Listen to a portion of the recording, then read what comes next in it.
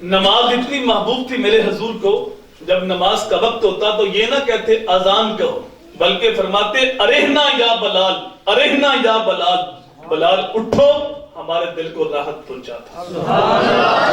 اذان ہو تو حضور کے دل کو راحت پہنچتی ہے، اور امتی نماز پڑھے تو نبی کی آنکھیں ٹھنڈی ہوتی ہیں۔ جب ہم محفل نعت میں ہوتے ہیں اس وقت سارے عاشق رسول ہوتے ہیں، جس کی پشت پہ ہاتھ رکھو وہ عاشق رسول نظر آتا ہے۔ چونکہ عشق رسول کی سندیں آج کل جو بانٹتے ہیں یہ نقیب محفل بانٹتے ہیں یا ثنا خان بانٹتے ہیں، ثنا خان کہہ لیں یا ثنا خون کہہ لیں، تو وہ سندیں بانٹتے ہیں کہ جو ہاتھ کھڑے کر کے پڑھ لے اس کو عاشق رسول کہہ دیا، اور جس نے نوٹ زیادہ پھینک دی اس کو عاشق رسول کہہ دیا، تو یا جس نے دو دیکھے دے دی اس کو عاشق رسول کہہ دیا۔ اس کا کردار کیا ہے، نبی کے ساتھ ربط کیا ہے، اور فرض واجب کی پرواہ، حلال حرام کی تمیز ہے کہ نہیں، اس سے کوئی سروکار نہیں۔ تو پھر اس کے لیے دوڑ لگ گئی۔ اگر آپ کے پاس فرصت ہے تو تھوڑی سی توجہ کر لیں کہ محفل میں ہم عاشق رسول ہیں۔ محفل عشاء کے بعد شروع ہونی تھی اور عشاء کی نماز ہم نے نہیں پڑھی۔ ہم جو ہے وہ کہتے ہیں کہ عشاء کی نماز ہو جائے بعد میں جائیں، اور پھر ساری رات محفل ہوتی رہتی ہے، 1 بج جاتا ہے، 2 بج جاتے ہیں، 12 بج جاتے ہیں، صبح پکے نمازی بھی غائب ہوتے ہیں۔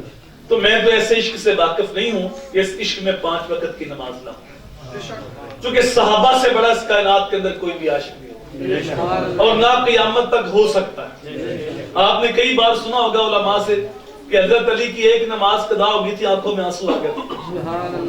اب حضور کے لیے قضا ہوئی تھی، قضا پڑھ لیتے، روئے کیوں تھے؟ رب کا حکم ہے من یطیع الرسول فقد اطاع اللہ، جس نے رسول کی اطاعت کی اس نے اللہ کی اطاعت کی۔ تو اگر یہ معمول کی کاروی ہوتی، کبھی پڑھ لیتے کبھی چھوڑ لیتے، تو رونے کی ضرورت نہیں تھی، قضا پڑھ لیتے۔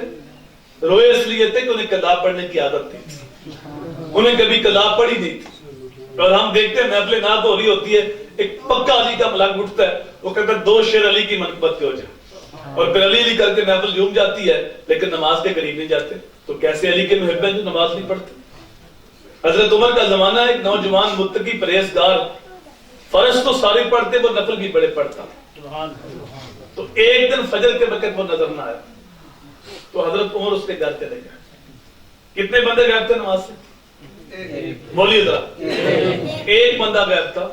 حضرت عمر آدھی دنیا کے بادشاہ، مسجد نبی کے امام و خطیب ہیں، گھر جا کے حال پوچھتے۔ یہ محافل جو ہوتی ہیں صرف قانون کا چسکا نہیں ہوتا کہ وقتی طور آئیں، ذوق لیں، نعرے ماریں، نوٹ پھینکیں چلے جائیں، یہ مقصد نہیں تھا۔ ان محافل سے ہم نے کچھ سیکھنا ہوتا ہے، ان سے ہماری تربیت ہونی ہوتی ہے، یا ہم نے خود کلامی کرنی ہوتی ہے، خود احتسابی کرنی ہوتی ہے، اپنے اندر اترنا ہوتا ہے۔ وہ کہا تھا نا اقبال نے، اپنے من میں ڈوب کر پاجا سراغ زندگی، میرا نہیں بنتا نام بن اپنا تو بن۔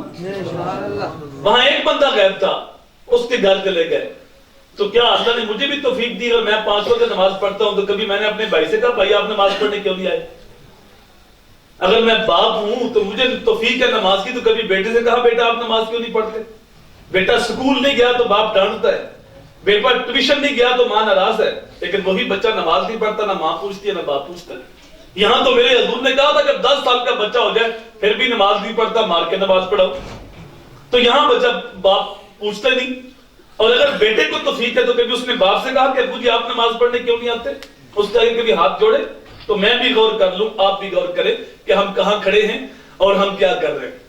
حضرت نبی رحمت صلی اللہ علیہ وآلہ وسلم کو نماز اتنی محبوب تھی، حضور نے نماز کو دین کا ستون کہا، اور نماز کو اپنی آنکھوں کی ٹھنڈک کہا، اور نماز کو رسول کریم صلی اللہ علیہ وآلہ وسلم نے مومن کی معراج کہا، اور نمازی کو بروز قیامت حضور کی شفاعت نصیب ہوگی، اور سب سے بڑا اعزاز نمازی کو بروز قیامت اللہ کا دیدار نصیب ہوگا۔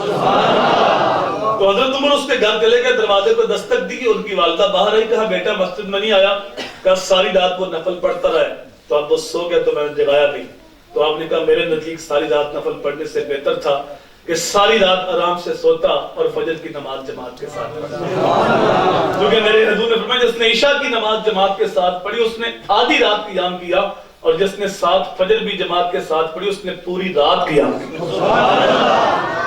کچھ ایسے بھی خوش نصیب ہیں جو ایک نماز پڑھ کے دوسری کا انتظار کرتے ہیں، تو اللہ فرشتوں سے کہہ رہا ہوتا ہے کہ دیکھو میرے بندے ایک نماز پڑھ لی دوسری کا انتظار کر رہے ہیں۔ کچھ ایسے بھی خوش نصیب حدیث میں آتا ہے کچھ لوگ مسجدوں کی میخیں ہیں، ہر وقت بیٹھے مسجد میں رہتے ہیں، کسی ضروری کام کے لیے جاتے ہیں، پھر مسجد کی خدمت کو سنبھال لیتے ہیں، مسجد میں آ کے اللہ کا ذکر کرتے ہیں، جب کبھی بیمار ہو جائیں نہ آ سکیں تو اللہ کی نورانی مخلوق فرشتے اس کے گھر جا کے تیمارداری کرتے ہیں۔ خیریت تو ہے، پہلے تو رہتے ہی مسجد میں تھا اور آج تو مسجد میں نظر نہیں آیا، اور میرے حضور نے 7 بندوں کا نام لیا قیامت کے دن جو عرش الہی کے سائے میں ہوں گے، اور قیامت کو اللہ کے عرش کے علاوہ کوئی اور سایہ نہیں ہوگا۔ ان میں سے ایک خوش نصیب رجل قلبہ معلق بالمساجد، وہ خوش نصیب جس کا دل مسجد میں لگا رہتا ہے، مسجد کے ساتھ معلق رہتا ہے۔ اللہ اکبر، بس ضروری کام کے لیے گیا، پھر آ کے مسجد میں قرآن کھول لیا، درود پاک پڑھنے بیٹھ گیا، نماز کا انتظار کیا، وہ رہتے ہی مسجد میں ہے۔ قیامت کے دن جب کوئی سایہ نہیں ہوگا، اللہ ایسے بندے کو اپنے عرش کا ٹھنڈا سایہ نصیب فرمائے گا۔ عزم کرو آج کے بعد نماز نہیں چھوڑے، اوروں کو نماز کی دعوت دیں۔